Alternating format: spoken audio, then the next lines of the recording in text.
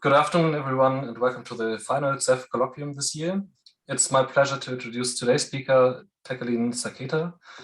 Dr. Sakketa is a researcher at the German Development Institute. Prior to joining the DIE, Tekalign was a postdoctoral researcher at CEF. His current research includes the impact of conflict on farm performance, the interplay between urbanization, rural development, and social cohesion, agricultural investment in developing countries, and the role of index insurance and risk management. Tekalign obtained his PhD in agricultural economics from Bonn University, and today he will provide evidence from Ethiopia and Kenya regarding drought insurance and protection from conflict. Tekalign, the floor is yours.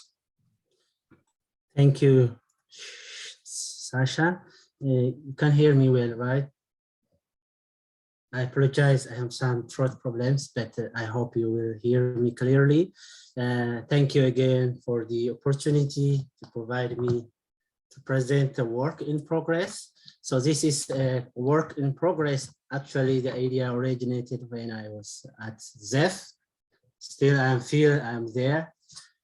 So the title of my presentation is, as you can see on the screen, Insuring Against Drought and what does it mean for conflicts.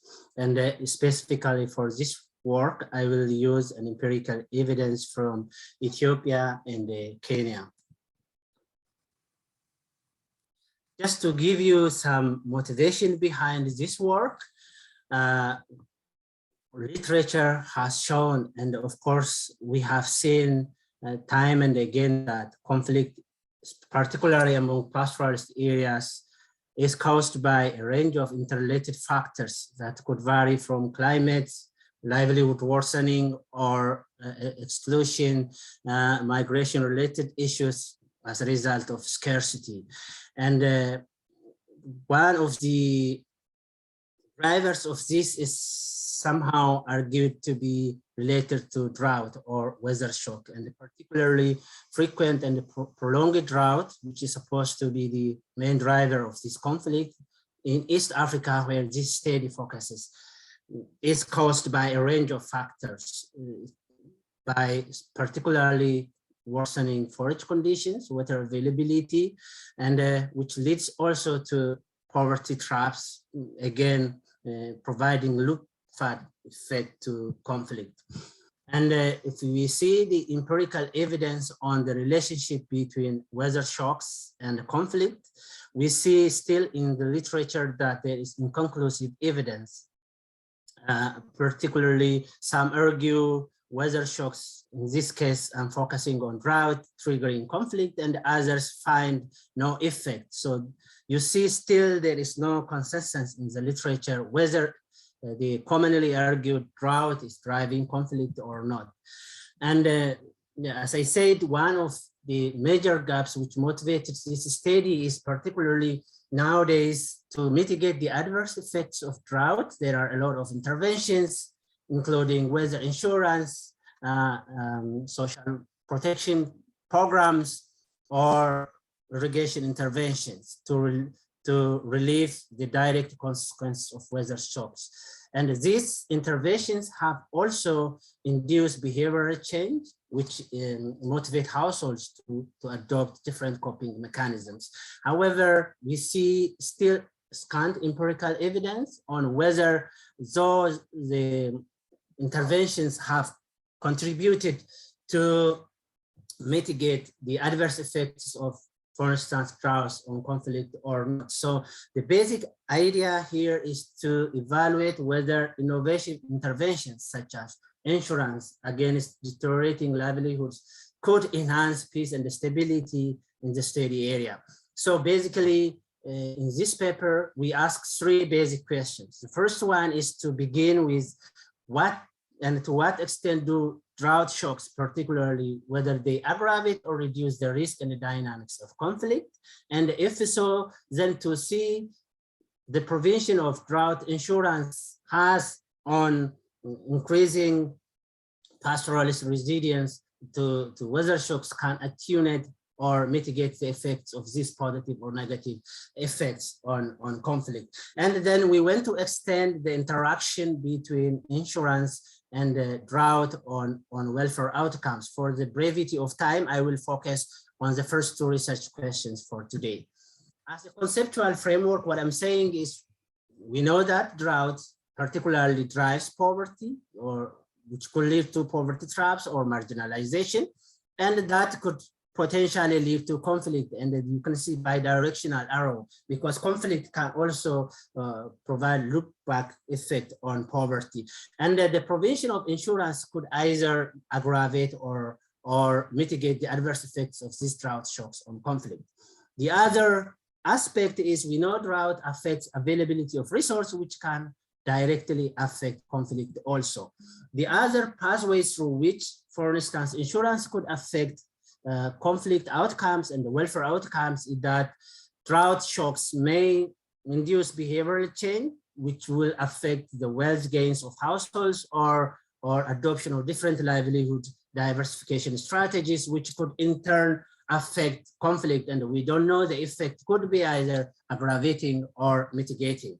And the overall effect would be either positive or negative on welfare outcomes. So the basic hypothesis we will test here is that if weather shocks, say drought shocks triggers conflict, then the assumption is reducing this risk exposure through insurance provisions may attenuate the effects of these shocks on conflict and the welfare outcomes. And the insurance I'm talking about here is the subsidized index insurance, which I will explain further in a minute. So to address these research objectives, we will using several years of panel combined with highly disaggregated georeferenced conflict and weather data. Just to give you more about what kind of insurance I'm talking about, this is an index-based livestock insurance implemented by ILRI, International Livestock Research Institute, in collaboration with Cornell. And this insurance product is a kind of self-targeting safety net to help pastoralists adopt drought shocks. And this product was introduced in Kenya in 2010 and 2 years later in Ethiopia. And it has two sales windows, which I will show you graphically later on. And to enhance uptake, there is a randomized distribution of discount coupons for households, which provide them a price premium margin of from 10 to 100% up to 15 TLU. So if you see this product across temporal wise, you can see there are two sales windows, for instance, in January and February, or in August and September. So within 1 year, a pastoralist has two time periods where to purchase the insurance. And as you can see, for instance, the product purchased in January to February will help the pastoralist to be covered from drought for the remaining 12 months. And after 6 months of the implementation, for instance, for long rain, long dry season, around August or September, there will be an NDVI reading, which I will explain in a minute, to determine whether a household will qualify to get payment or not. Okay.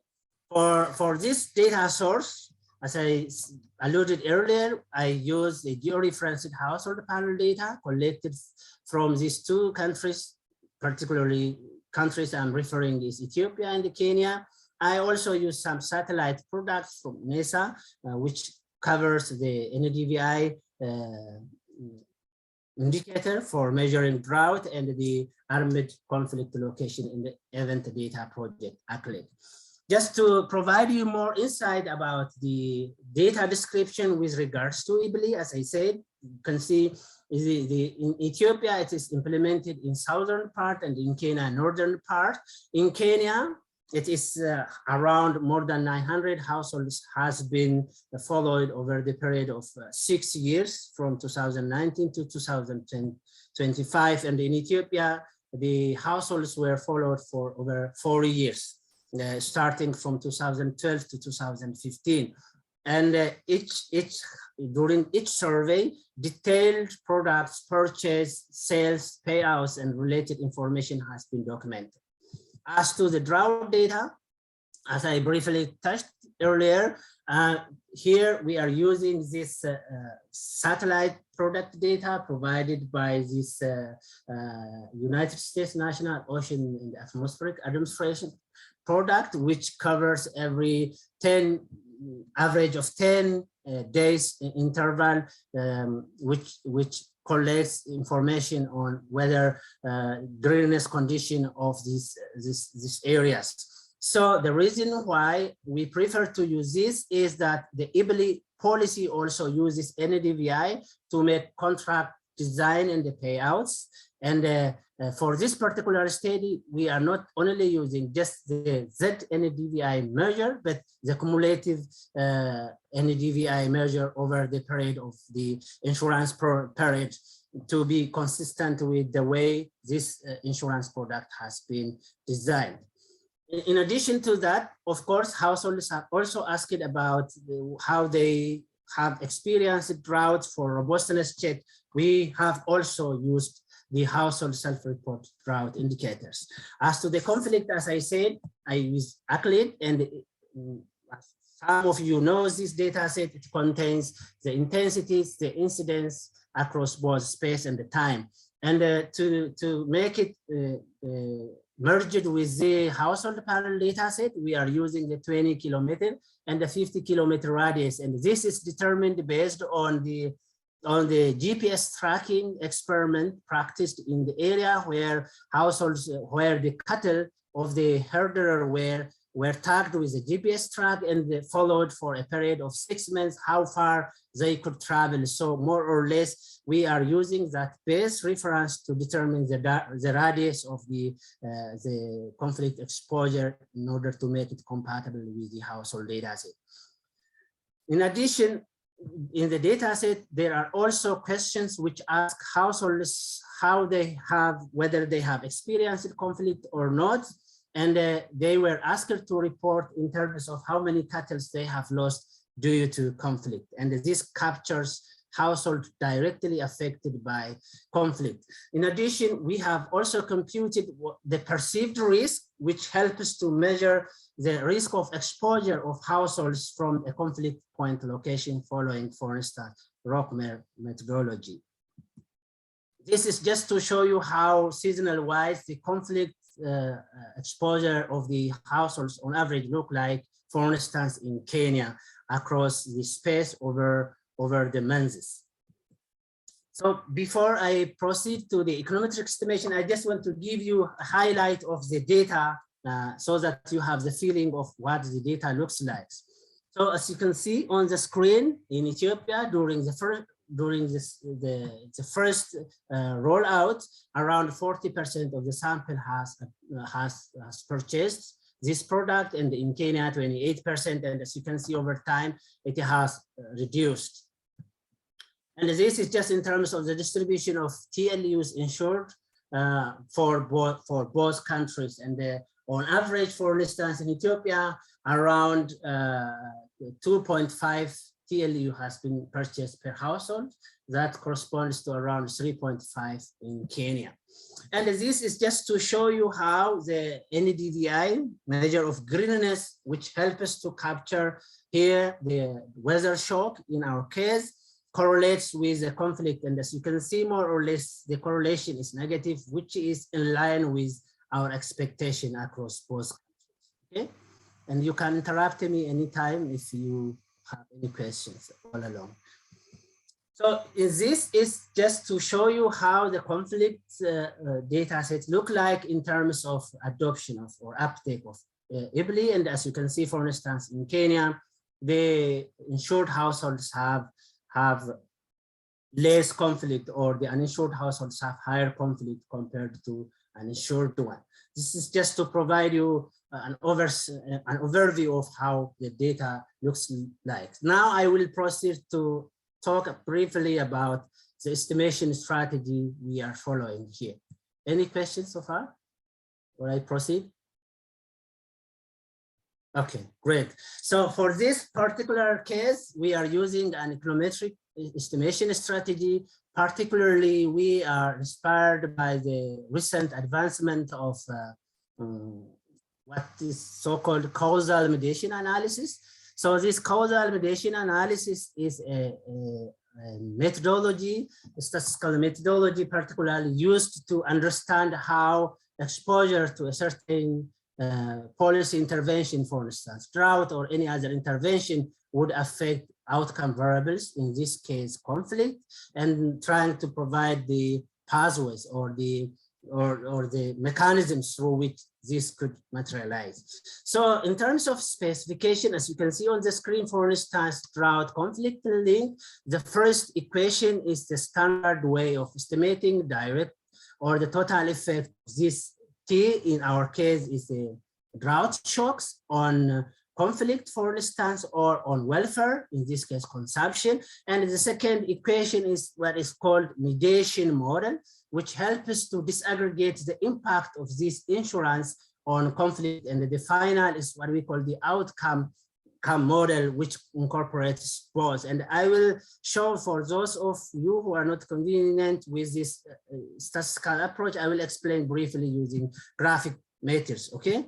So this is it. For instance, as you can see on the screen, you have the drought. The drought could directly affect conflict, okay? But here we are interested in whether IBLI is mediating the effect of this drought on conflict. So you can see the move from drought to IBLI, which is the mediator here. The mediator means the variable which stands in between the drought and the conflict, and which also then you have the second stage where IBLI directly affects conflict. So here, the mediation effect, the indirect effect, is the product of this beta to gamma, and the direct effect is beta 3. So we are trying to estimate this causal chain. Okay, but identification of this type of sort depends on what is called sequential ignorability assumption. So what does this sequential ignorability assumption state? The first one states that given the treatment, given the covariate observables, the treatment, in this case drought, is independent of the mediator and the conflict. And this means that there should not be unmeasured confounders between the treatment and the outcome variable. And also there should not be unmeasured confounders between the treatment and the mediator. So the second aspect of this sequential ignorability states that there should not be any unmeasured unconfounders between the mediator and the outcome variable. So when I say the mediator, you can keep in mind of the IBLI in our case, and the outcome variable is conflict. Okay, so identification in this setting requires that the treatment, in our case drought, and our mediator insurance should be exogenous. But however, we know that IBLI in our case is endogenous to both observable and unobservable. So which means these assumptions will be violated. So we have to find a way to tackle this approach, okay? So there are two ways to tackle this. The first one is to use an IV estimation approach where we could instrument both the drought shock and the IBLI.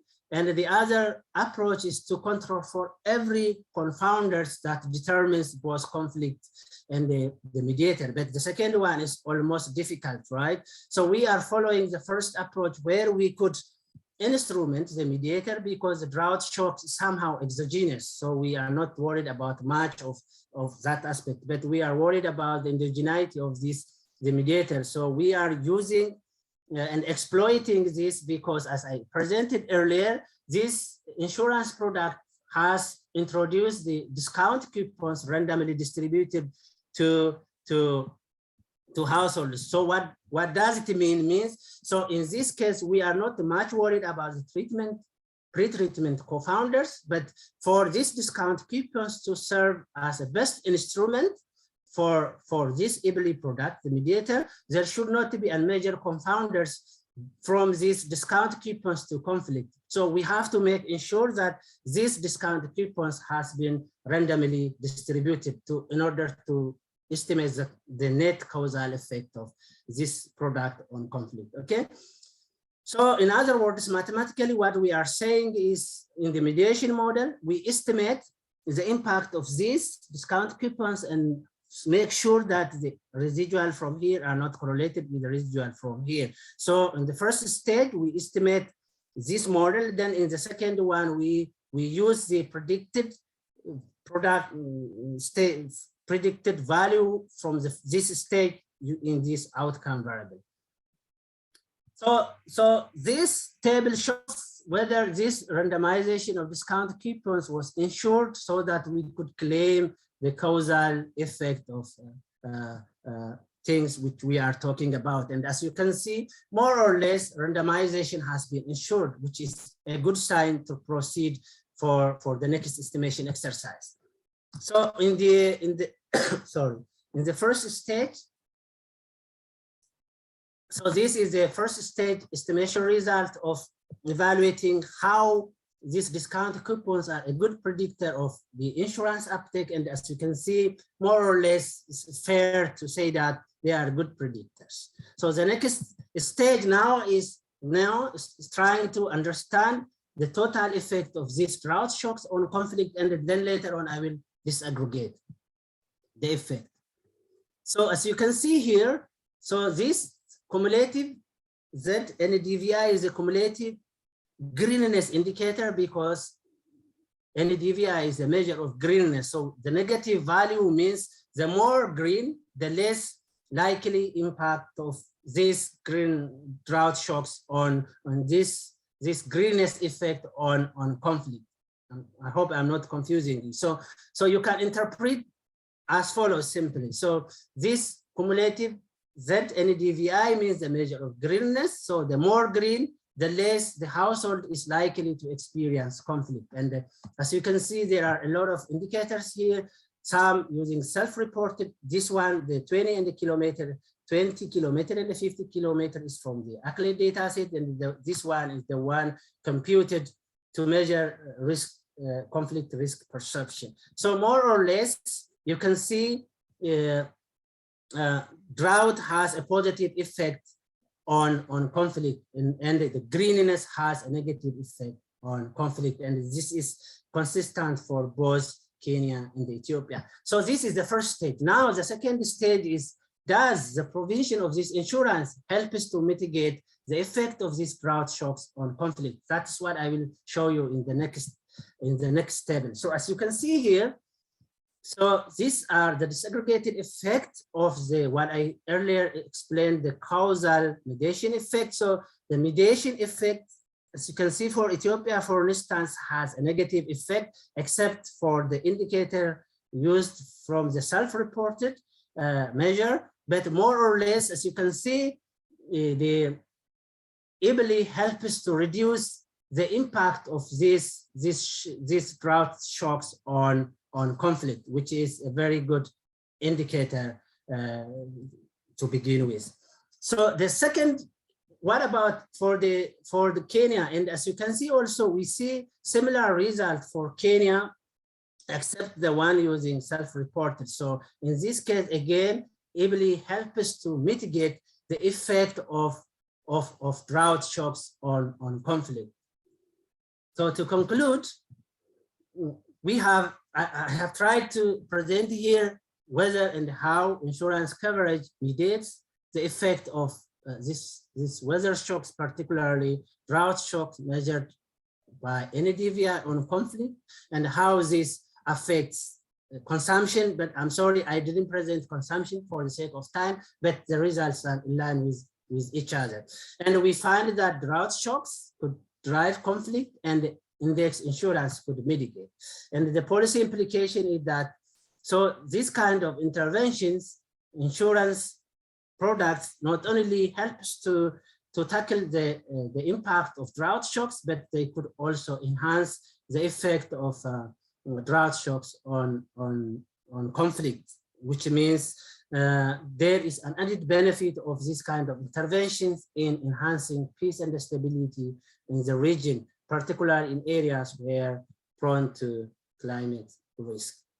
Thank you for your attention, and I look forward for your comments or questions.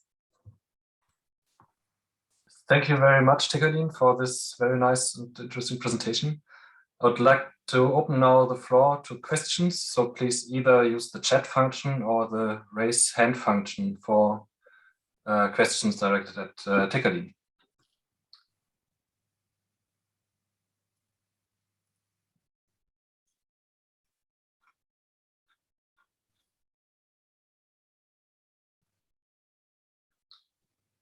Yeah, Lucas? Okay, yeah, thanks, Tekalign. Very convincing econometrics, very interesting work. Could you maybe give us an intuition about the channel? How can insurance,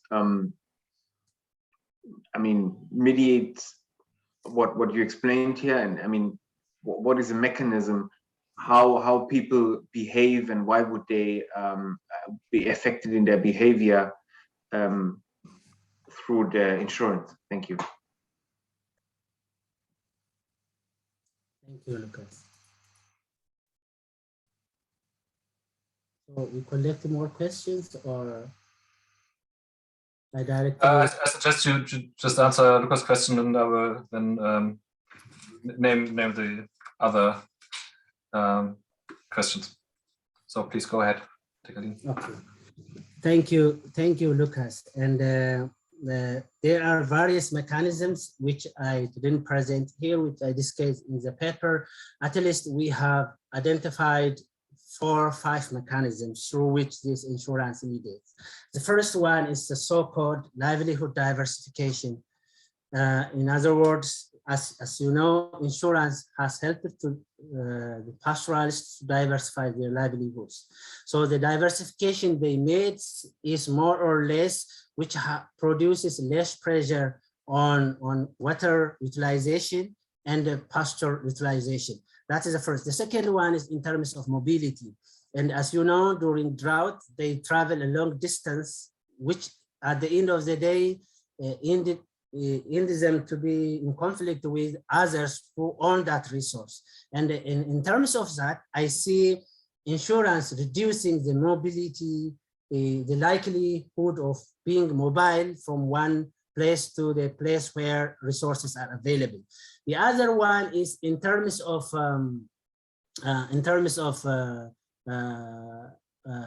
poverty or consumption.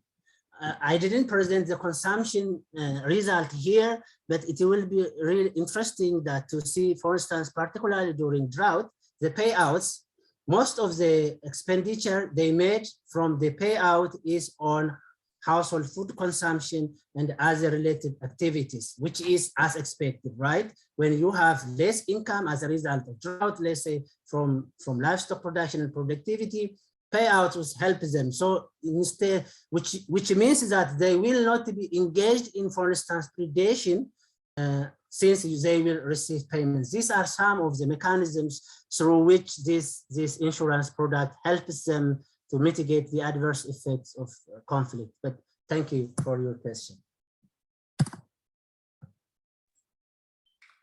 Thank you, Tekalign. I will try to keep track of the questions and the hand raises coming in. So by now I have still Abdul Rashid who raised his hand, but it's gone down now. So Abdul Rashid, do you have still a question, or shall I move on? Yes, Sasha, thank you. And that is a great presentation, Dr. Tekalign. My question, what I was wondering is your use of the NDVI as the proxy for weather shock. And I think Oluch also is raising the same problem here. I was wondering, you mentioned that they use that NDVI for the insurance product, but maybe you could, why not use like a rainfall shock, or maybe other drought measures like the SPEI or those evapotranspiration things. And also another thing, I was not very clear about your causal mediation analysis. Is it more like you are adding another variable to the model or interacting it? So I don't think I got it really right. Yeah, and also with the nearest to conflict, what came to my mind is, okay, so what if this conflict is not caused by the households who are having this product, but it's caused by completely something else? And also like, yeah, that's just my thinking. Maybe if you could explain, for example, is it the households that were directly involved in the conflict, or the conflict just happened somewhere far away from them, and so whether they have insurance or not, it wouldn't make any effect on them. So I was just thinking of something like that. And perhaps also seeing, okay, because ACLED has different types of conflicts, religious or political or protest, maybe if we could get a conflict that is more directly related to these tensions. Thank you. But really nice work. Thank you.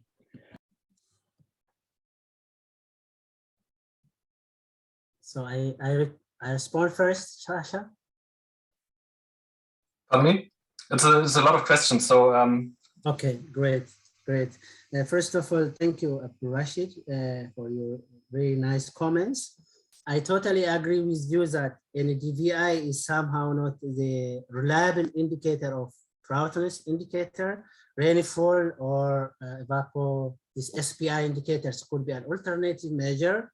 The reason why we stick with NDVI was that the one I mentioned during my presentation, IBLI, to make payments, they rely on NDVI. But I absolutely agree with you that these satellites may not capture whether there is really is green because of the availability of pasture or other issues, which someone has also indicated in the chat box. So to overcome that, we try to see also rainfall shock and SPI. The results somehow are in line with that, but I didn't present here. As I said, this is a work in progress, but we are also exploring using that indicators as an indicator of drought measure.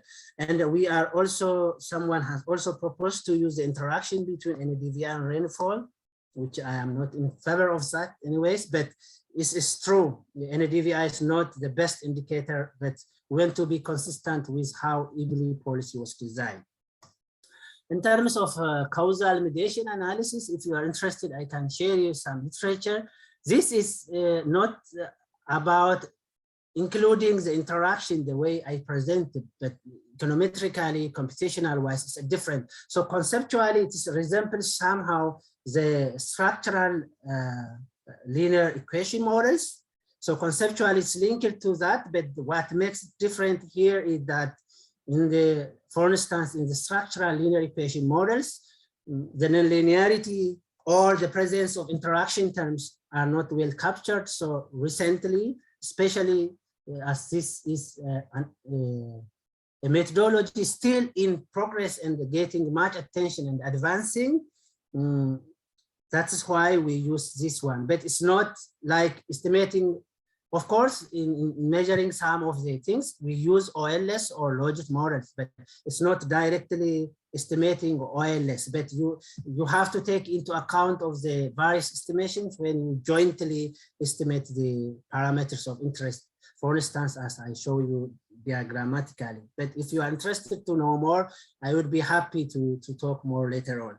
In terms of conflict, here, I try to present three measurements of conflict. The first one is the way as it's reported by households, which I call it in the presentation self-reported. So the self-reported is in the questionnaire, households were asked whether they experienced conflict as a result of drought or not in the past 12 months or in the past 6 months prior to the survey. So they were reporting in terms of how many cattle they lost as a result.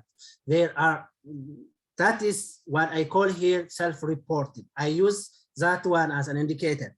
The second one is ACLED, and you are absolutely right. ACLED has a lot of conflict types, and we are not interested, for instance, in political aspect of conflict or other issues. Here we are interested to see the effect of drought-related conflict. So there is a possibility to disaggregate that, and we did that. And in addition, the reason why we do not rely only on ACLED is, as you know, there could be huge underreporting of conflict in ACLED data sets, especially in our study area. That is why to tackle these limitations, we try to use 3 different measurements of conflict. Yeah. I hope I try to answer, but I can come back later on if you are unhappy with the response. Back to you, Sasha. Thank you, Tekalign, for keeping the variety of questions in your mind. I believe the question in the chat has now also been addressed. That was from Mr. Agumba, also on the NDVI proxy. I'd like to give the virtual microphone now to Carlos, and after that, Irene. Really enjoyed this, Tekalign, and I just have a question around the adoption rates of IBLI, which you show over the 3 rounds are declining, both in Ethiopia and in Kenya. Can you explore what is happening there? Exactly. Thank you, Carlos, for this really nice. I was also surprised myself when I seen the first, but I tried to explore that. For instance, in Ethiopia, part of the reason was that during at the time when IBLI was introduced to Ethiopia, the weather condition was nice. So the first and the second round, in round 2 and round 3, the slide you saw on the screen, there was no payouts, and that would have discouraged some households to adopt because they haven't received since drought hasn't occurred. In Kenya, also the same. I think during the second round, some payout was there, but it didn't happen. And there are also other administrative issues which we found during the discussion with those who are operationalizing this. So the pastoralists have some complaint with the administrators of this product. For instance, some of the product was run by the insurance company in Ethiopia and also in Kenya, and there are a lot of these bureaucracies there. And a part of the factors contributed to the decline in the adoption. These are some of the factors, of course, but I'm sure there could be some more factors contributing to the decline in adoption. And I would be happy also to learn from you, as I'm aware you work also a lot in that region, and as this is a work in progress, could help to improve more.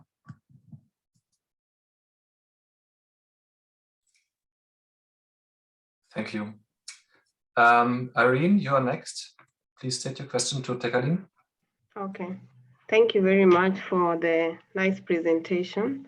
My question actually follows up from Carlos, because I was equally concerned with the decline in adoption, which I also know because I have a bit of understanding of IBLI in Kenya and the challenges that it faces, especially in adoption, and that government has during numerous times stepped in to facilitate pastoralists to adapt to the drought, especially by paying for them this insurance. So there is the individual purchase and there's the government facilitated. Mm-hmm. I don't know whether within the households you are interacting with, were they mainly government facilitated or individual people who individually purchased this insurance? Because a lot of studies and the reality is very few pastoralists are willing to take up these insurance schemes, and it questions the sustainability of IBLI in the sense that government cannot consistently be paying for this. So the private sector, like in Kenya, there's I think a private sector that pulled out because they could not sustain this. Development agencies are also trying to support government, but it's not going to be sustainable. So I don't know whether your recommendations would rightly encourage adoption of IBLI within these parameters.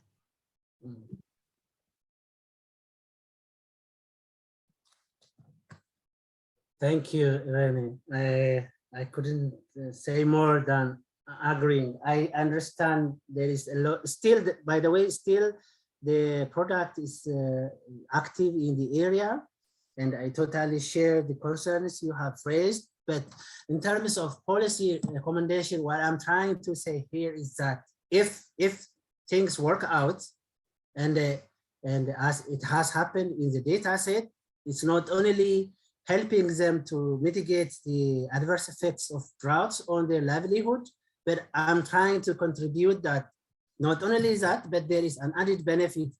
For instance, if this kind of product are available, could reduce conflict over scarce available resources. But in terms of operationalization and the sustainability, I totally agree that there should be some ways to find a mechanism in which this product would work. And I can't say much here, do that or this way is the best, but what we clearly see in the data set also from the other studies done by others and also by us is that for those who purchased, it helps them to increase consumption, it helps them to diversify their livelihood, it helps them to tackle a lot of livelihood related challenges in the area, which means it's promising, but in terms of scale up and sustainability is an issue, I think, which requires further research and also further policy discussion among not only government, but stakeholders or private actors in the area. But thank you for the insights.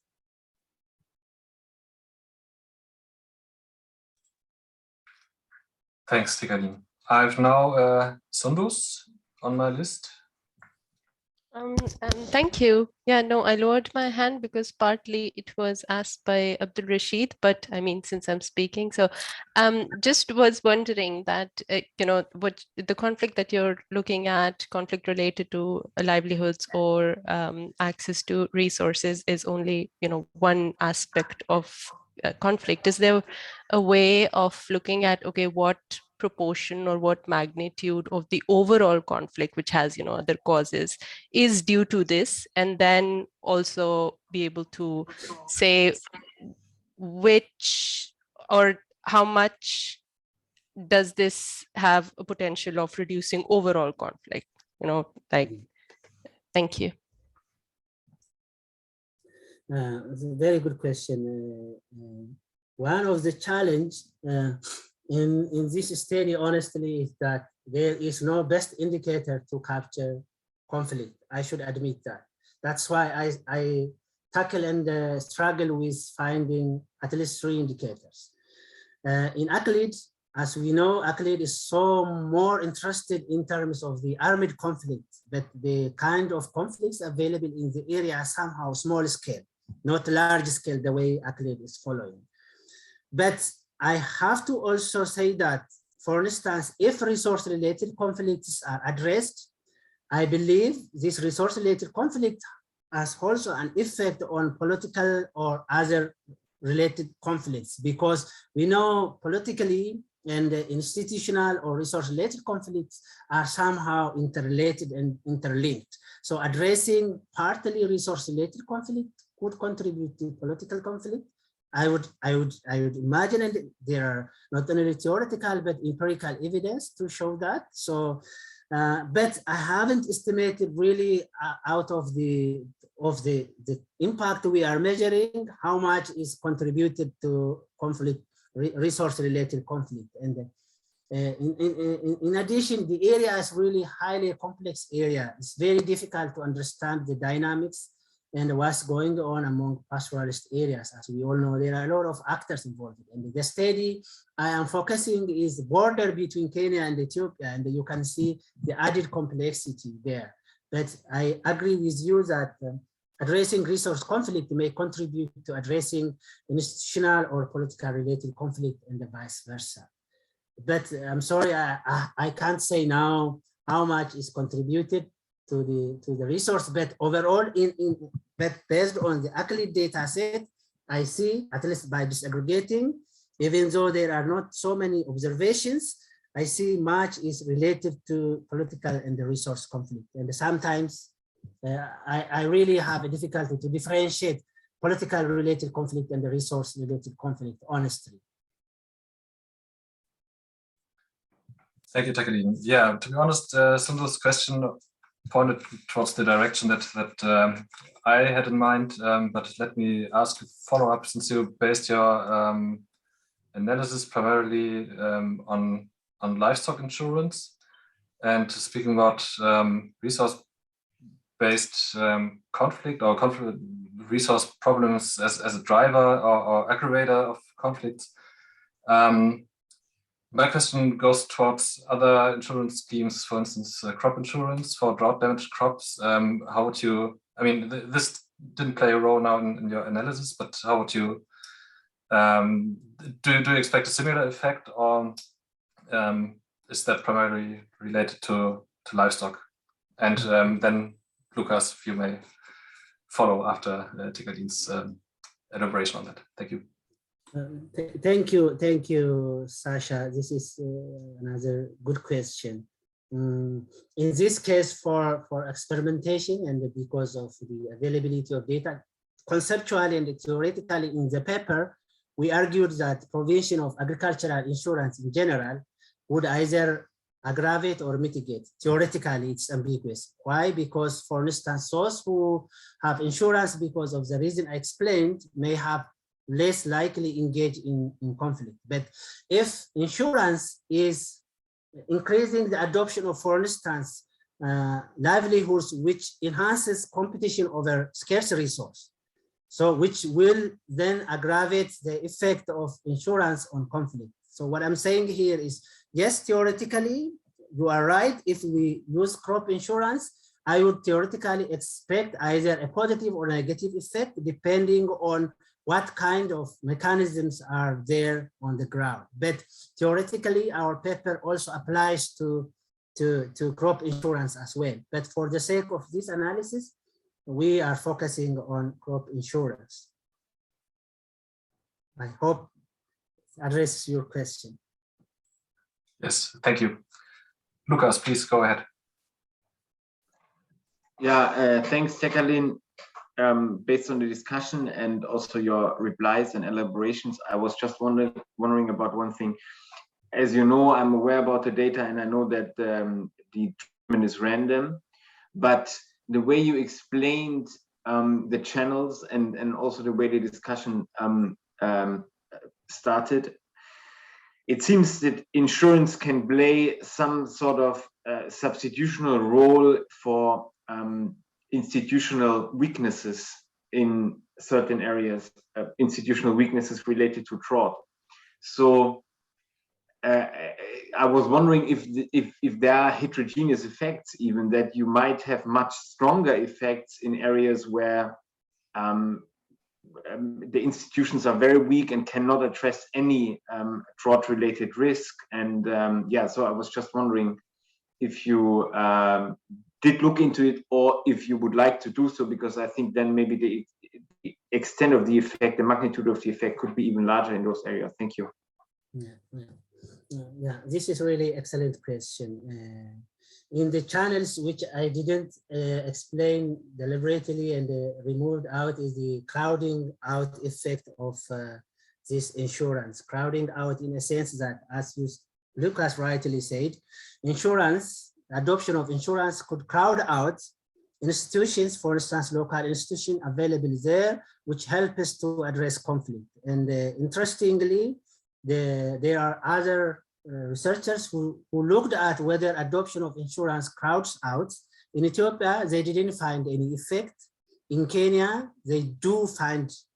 And what we are now trying to do is, in the conceptual aspect, we discussed the potential of this, but I haven't estimated the presence of this, but I try to control these institutional indicators, particularly related to conflict resolution mechanisms. And we see, as you rightly alluded, this is a preliminary, I cannot strongly argue now, but controlling for that would increase the effect of insurance, which shows that this insurance is playing somehow that effect.